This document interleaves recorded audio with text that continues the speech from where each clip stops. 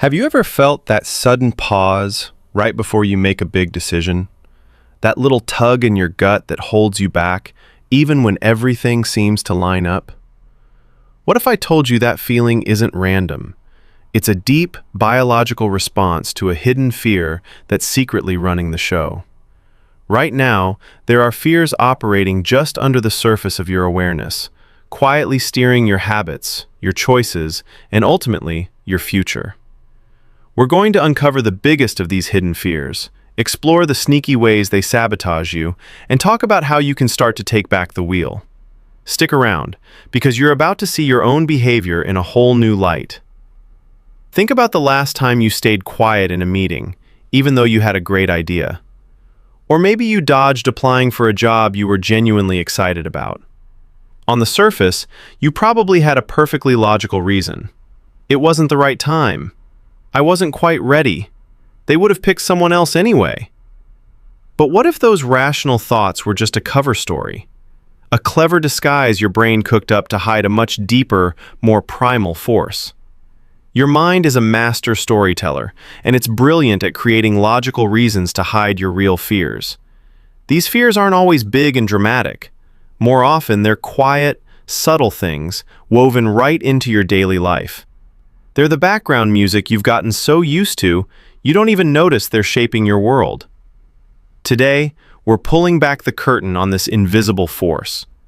We're going to explore the science of how fear secretly rules your life. To get a handle on hidden fears, we first need a quick look at how fear works in the brain. Fear isn't just a feeling, it's one of our oldest survival tools. For decades, the story was that a small, almond-shaped region called the amygdala was the brain's one and only panic button. When it senses a threat, it sounds the alarm, triggering the famous fight or flight response. Your heart pounds, your breath gets short, your muscles get tight, all to prepare you to either face the danger or run like hell. This system is ancient and incredibly fast. It's why our ancestors managed to not get eaten by predators. The only problem? This primal operating system hasn't had a major update in a few 100,000 years.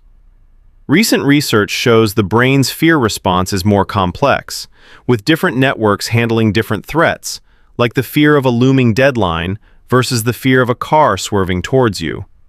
But the basic hardware is still there.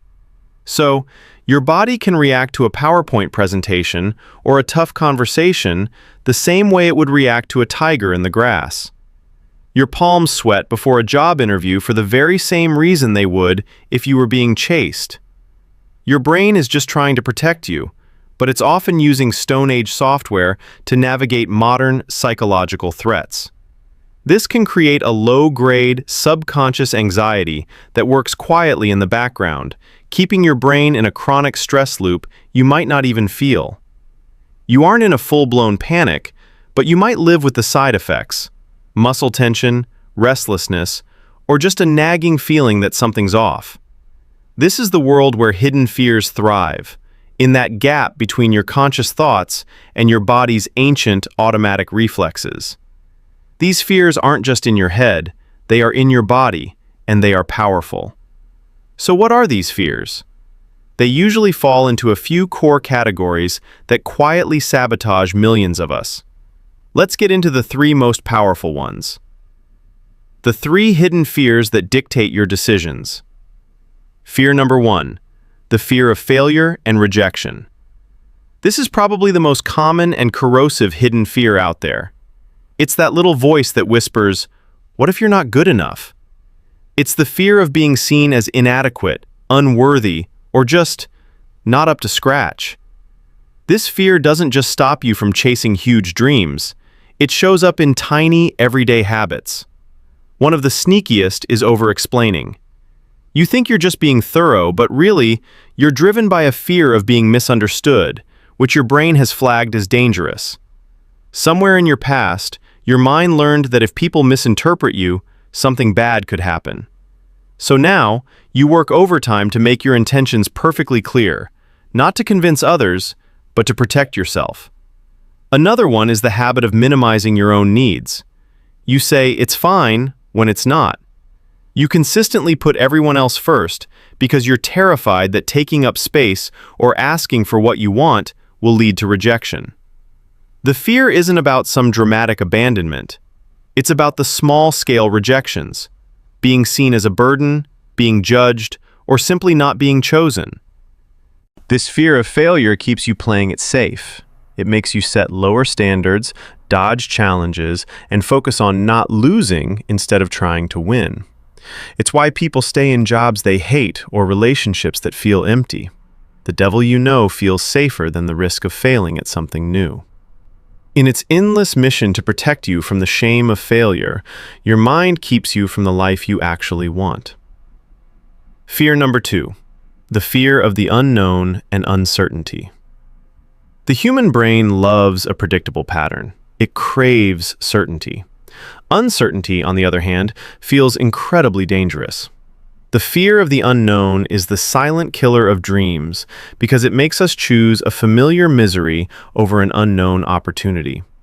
We'd rather stick with the devil we know than face a future we can't control. This fear has a classic calling card: procrastination. Delaying a decision gives you a temporary hit of relief from the anxiety of making a choice. You tell yourself you'll deal with it later, and for a blissful moment, the pressure is off. But it's a trap. You're not really avoiding the task, you're avoiding the feeling that comes with committing to a choice and facing an unpredictable result. Another symptom is being productively busy. Filling every second of your calendar can feel like you're on top of things, but it's often just a shield. If you're always moving, you don't have to sit still and listen to the uncomfortable silence.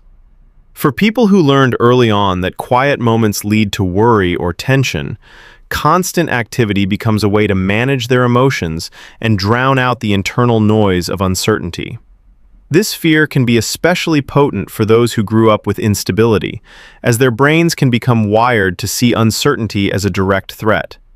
This experience can contribute to developing an external locus of control, a belief that your life is determined by outside forces, making any uncertain situation feel even more out of your hands. But avoiding uncertainty doesn't make your life safer, it just makes it smaller. Fear number 3, the fear of success. Okay, this one sounds like a paradox. Who on earth is afraid of succeeding? But the fear of success is a surprisingly common and powerful form of self-sabotage, closely linked to what researchers call imposter syndrome. It's the feeling that you're a fraud and you're about to be found out, even when you have a track record of success. Success brings change, and change means stepping into the unknown. It means new responsibilities, higher expectations, and maybe even losing the identity you're comfortable with now. This fear often masquerades as humility or practicality. For instance, you might deflect compliments. When someone praises your work, they are truly seeing you, and that spotlight can feel intensely uncomfortable if you're used to playing it small. Shrugging it off isn't just modesty. It's a defense mechanism to deflect the pressure that comes with being seen. People who fear success also have a knack for undermining their own progress right at the finish line. They'll procrastinate on the final step of a huge project, pick a fight with a supportive partner, or suddenly lose all motivation. This isn't a conscious choice. It's your subconscious hitting the emergency brake, trying to keep you in the familiar comfort zone. Often, this fear is tied to a deep-seated feeling of unworthiness. You might believe on some level that you don't actually deserve to be happy or successful, so you pull away when you get close. Or maybe you're afraid that success will isolate you from your friends and family. So your subconscious protects you by making sure you never have to face those new, uncertain challenges. Just recognizing these hidden fears is the single most important step. Awareness doesn't make them vanish, but it gives you the power to make a different choice instead of just reacting on autopilot. The goal isn't to get rid of fear, it's a vital human emotion. The goal is to stop letting it be the secret author of your life story. First, get in the habit of naming the fear. When you feel that hesitation, that urge to procrastinate, or that impulse to downplay a win, just pause. Ask yourself, what feeling am I trying to avoid right now? Is it the sting of potential judgment? The discomfort of uncertainty? The pressure of being seen? Just putting a name to it can shrink its power. Second, reframe your relationship with discomfort. Here's the hard truth. Growth and comfort almost never hang out in the same room. The moments that test you are the moments that change you. Instead of seeing anxiety as a red light, try to see it as a compass needle, pointing towards something that really matters to you. You don't get anxious about things you don't care about. Third, take ridiculously small steps. You don't have to take a flying leap out of your comfort zone. The key is to build up your tolerance for discomfort bit by bit. If you fear failure, start a tiny project where the stakes are comically low. If you fear uncertainty, make one small decision today without overthinking it. Each tiny choice is like a rep at the gym for your brain, teaching your nervous system that you can handle the feeling and move forward anyway. Conclusion and CTA. Your hidden fears, of failure, of the unknown, of success, are not weaknesses. They are echoes of old survival patterns that your brain learned long ago to keep you safe in a world that no longer exists. For years, these fears might have been the invisible architects of your choices, building you a life that was safe, but maybe a little smaller than the one you dreamed of. But you are not stuck in the shadow of these fears. By dragging them into the light and understanding where they come from, you start to reclaim your power. You start to see that procrastination isn't laziness, it's a fear of the unknown. That people-pleasing isn't just kindness, it's a fear of rejection. And that self-sabotage isn't some deep character flaw, it's a tangled fear of what success might bring. This awareness isn't a magic wand, but it is the start of everything. It's the moment you stop being a passenger in your own life and get back in the driver's seat. Fear might always be in the car, but from now on, it rides in the back.